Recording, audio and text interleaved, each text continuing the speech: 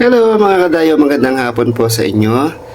Hapunan na naman, pagluluto na naman po tayo ng ating ulam sa hapunan.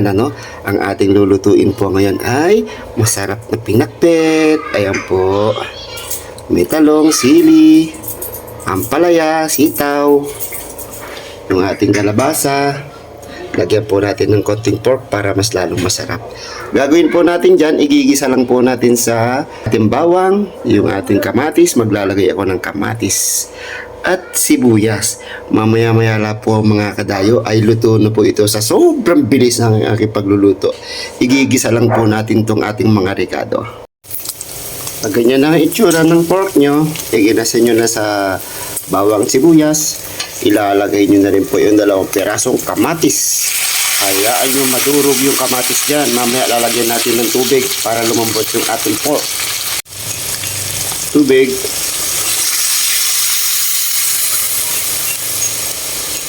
Hayaan po lumambot yung ating inilagay na pork, pati po yung kamatis. Ayan, kumukulo na, timplahan natin. Maglalagay lang tayo ng ating panimpla dyan, Tapos, lagyan natin ng konting asin muna. Mamaya, titikman natin yan. Hayaan po muna natin lumambot yung ating pork dyan, Ayan. Titimplahan lang po natin dyan. Mamaya-maya, luto na po ito. Gagawin nyo dyan, igisa nyo lang po yung ating pork, bawang at sibuyas,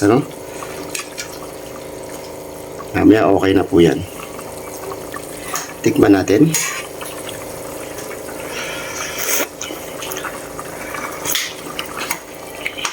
Hindi na po ako magdadagdag ng asin. Okay na po kasi may kamatis po yan.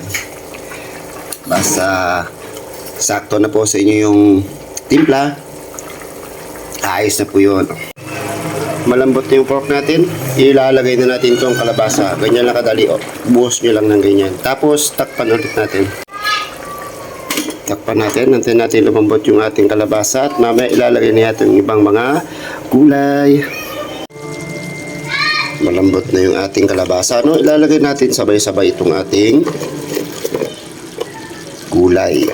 Yang sitaw, talong, ampalaya. Ayan. Dahil natimplahan na po natin yan.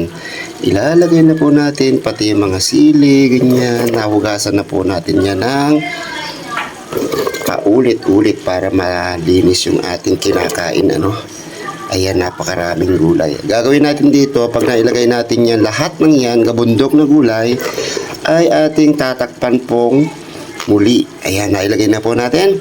Takpan lang po natin yan. Wow, gulay. So, ayan mga kadayo.